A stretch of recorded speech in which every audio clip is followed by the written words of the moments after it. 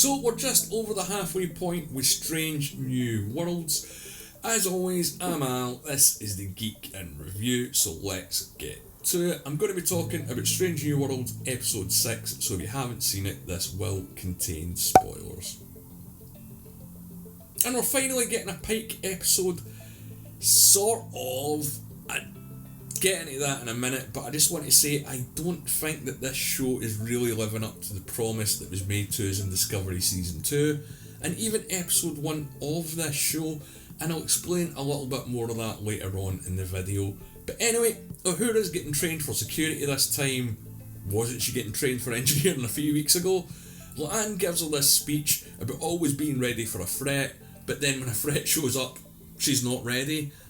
And yeah, the writing on this show isn't getting to Picard Season 2 levels, and I don't think it ever will, but it's certainly not as strong as I'd hoped that it would be. And Mbenga can no longer keep his daughter in the basement transporter prison, so she's beginning to question about how long she's been in there, which is a good solid question that we don't get an answer to.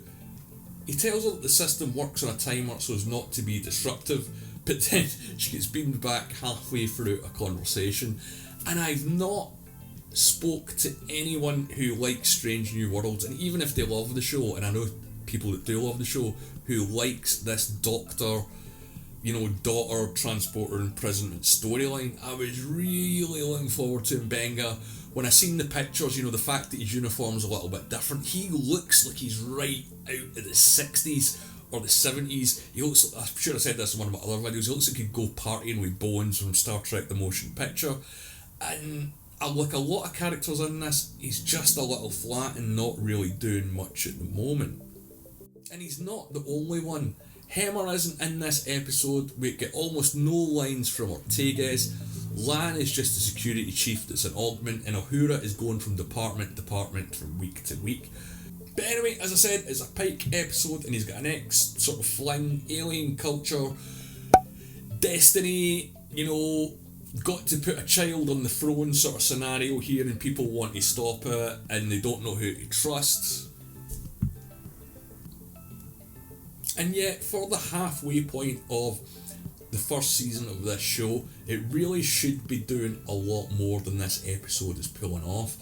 It's not, again, showing us anything new. We're not getting any new character quirks or depths. We're not getting anything new that adds to the story or enriches the universe, which I personally find a little bit frustrating. So yeah, they've got to deliver some sort of king child to some place, and they've got to face some sort of opposition.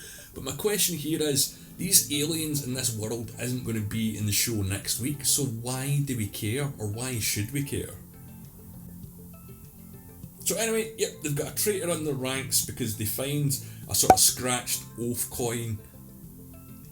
So they know that there's a traitor out there somewhere, and they decide to get all these guards lined up to check who has their coin and who hasn't. But while they're doing this, they don't think to disarm these guys while they're looking for a potential assassin or traitor and take their giant swords and spears off them, which I thought was absolutely ridiculous. There's so much useless exposition in this episode that it isn't going to affect anything at the end of the day. While I do like some of the things that happen in the later part of this episode, I think the whole morality twist at the end when we find out that the child is getting used was a lot more interesting and compelling than the whole kidnap assassination story. We've seen that loads before, and we're kind of seeing it with Obi-Wan in the moment, and although the latest episode of Obi-Wan isn't that great, I do think that that sort of use of the child storyline is better spread over a couple of episodes or a season rather than just the one-off. And it's the same with the B-plot in this show. I've got no idea what it really was this week. Spock becomes pally with the kids, Uhura does stuff, and Mbenga's maybe found a cure for his daughter, and there's some sort of mystery or a chase or something like that. I'll be honest, I heavily tuned out of this episode because I was just watching it thinking, they're not adding to anything since episode 1. None of these characters have grown other than the Doctor that keeps his daughter in a replicator. But yeah, the sort of mystery hanging over is why these aliens want this kid. If he gets snatched, the planet's going to die.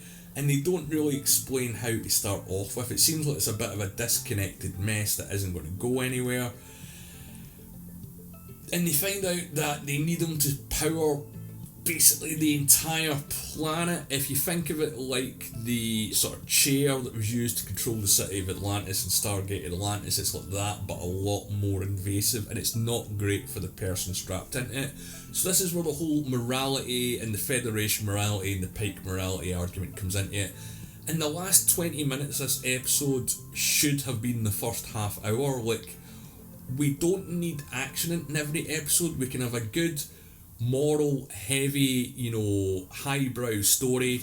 If you take The Measure of a Man, which I think is that Data episode where he goes on trial, if not, correct me, but that is a solid Star Trek episode that is no action whatsoever, but is so much high stakes.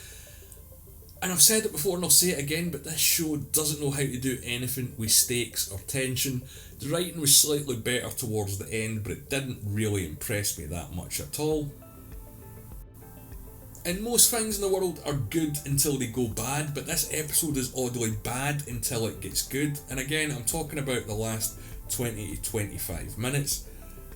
The morality study should have been at the core here, and it just wasn't.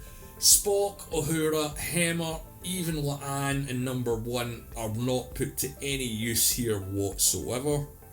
And rather than get a solid sort of juicy Star Trek episode to get our teeth into, the first 20 minutes or the first half hour of this show are like an Agatha Christie in space thing, which I think Doctor Who already done.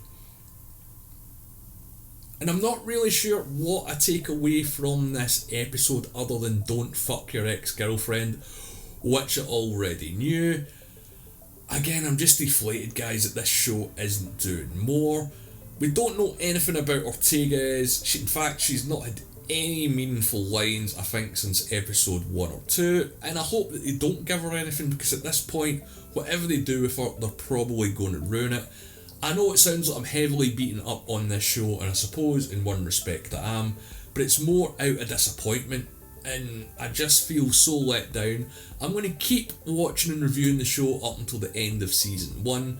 I don't know if I'll keep reviewing it into season 2, but I want to know what you guys think. Did you like this episode? Did you not? What about the season as a whole? Are you enjoying it, and is it living up to the promise that we were delivered or we were promised in Discovery season 2?